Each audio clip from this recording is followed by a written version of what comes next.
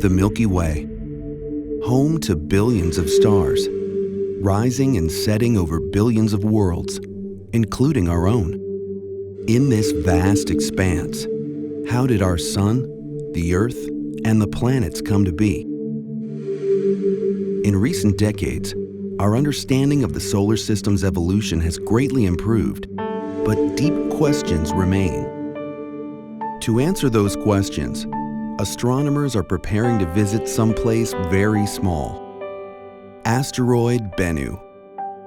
A lump of rock and organic material, the early building blocks of the solar system, of Earth, of us.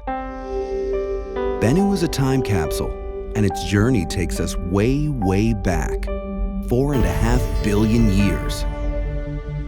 The raw ingredients of Bennu and our solar system originated in a stellar nursery, a vast cloud of hydrogen, helium, and dust. Our own sun doesn't yet exist. Nearby are hot stars like this one, quickly burning up its fuel and destroying itself in a colossal explosion called a supernova. The explosion destabilizes our cloud, causing it to collapse. In the geologic blink of an eye, 100,000 years, gravity and angular momentum flatten the cloud into a swirling disk. In the center, where molecules crash together tightest, a protostar revs up to incredible pressures and temperatures. Deep within the disk, clumps of dust not much larger than a grain of wheat are flash heated into droplets of molten rock, called chondrules. The source of this heat remains a mystery. Chondrules are destined to become the building blocks of the solar system. Coaxed by gravity and turbulence, the chondrules clump.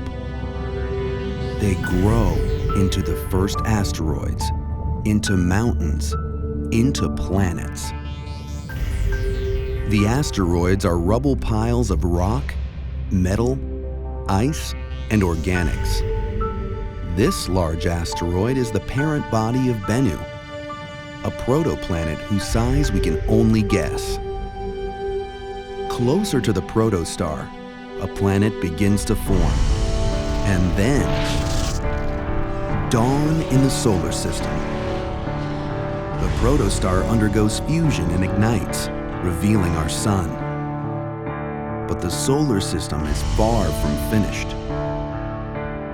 Jupiter most likely forms near its outer edge, but just 500 million years after the sun ignites, some believe that it slowly moves inward.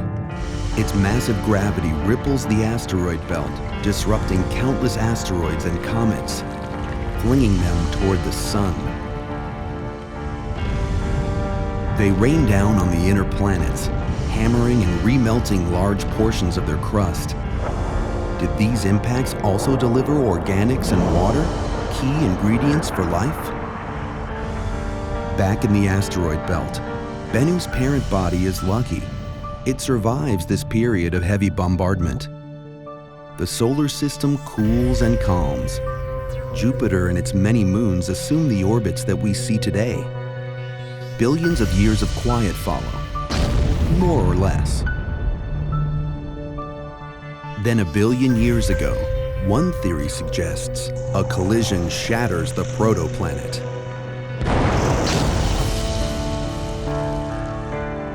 Some of the debris loosely coalesces into a new, smaller body, Bennu. But Bennu will not stay in place. Dull, non-reflective, it slowly migrates toward the sun.